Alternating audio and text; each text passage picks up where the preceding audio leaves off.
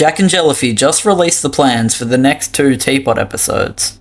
There is some interesting information here, but the main takeaway was the reveal that the Post-Split characters are returning to BFDI. While this is big news, I can't help but feel a little bit concerned here. TPOT already has so many plotlines, stories, arcs and ideas that need to be fleshed out more. We barely got to see Six in the Algebralian playground reveal before the scene cut away in TPOT 17, an episode that also showed us the eliminated contestants trying to escape, hinting at a rejoin. The giant rip in the sky is still here, the mystery of 3 is as enigmatic as ever, and 1 hasn't done anything interesting for a while.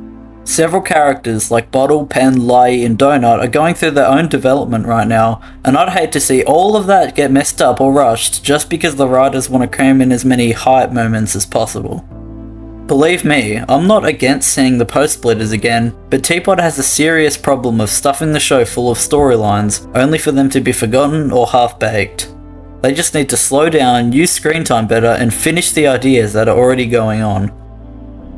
Despite my issues with this announcement, I still think TPOT 18 could be interesting and satisfying. The episode should spend a while simply reintroducing us to these characters and setting up a believable reason for why they might meet the TPOT contestants.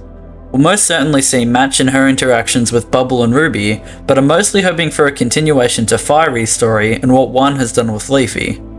This episode could also coincide interestingly with Pen's arc, as his story revolves heavily around Blocky's choice to join BFB. Blocky's funny doings. International. Hey guys, for a prank, shove. If these two were to reunite, it could test Pen's commitment to his new friends like Lai and Bottle. Winner is probably the most interesting character to discuss here, as their entire time in BFDI has been leading up to an interaction with Loser.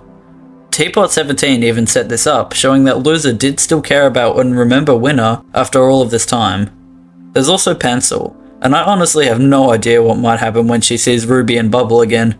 They'll probably end the toxicity of the alliance to become better friends, but I also see a world where they reject Pencil, turning her into more of a villain, and I find that kind of awesome.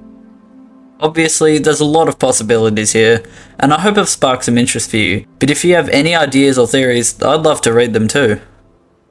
At the end of the day, I just hope we'll get some quality screen time with the post-splitters. There's a big opportunity here for impactful storytelling, and while I'm still a bit worried about how these characters will mix into the many plot lines of the season, some really cool stuff could happen.